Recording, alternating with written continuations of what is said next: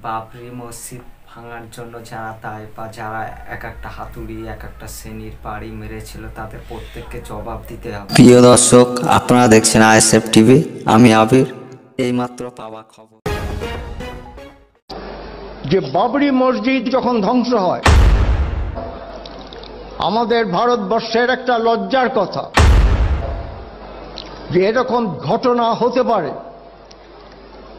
এবং সেখানে 3 জন বড় বড় নেতা নেত্রী যারা পরে মন্ত্রী হয়েছিলেন, যাদের নামে এখনো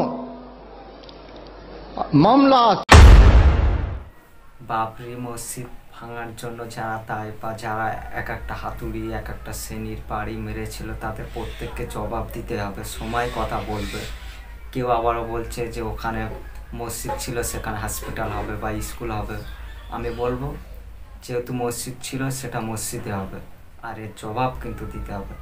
মুসলিমরা তারা যেরকম অন্যায়ের কাছে মাথা নত করতে পারে, আবার হকের পিছনে মানে হালালের পিছনে সঠিকের পিছনে মাথা উঁচু করেও দাঁড়াতে পারে। যারা এই চ্যানেলকে ফলো করে, আরো যারা আছে সবাইকে বলবো এইসব চ্যানেলগুলোতে আপনারা সাবস্ক্রাইব করুন, আপনারা ফলো করুন।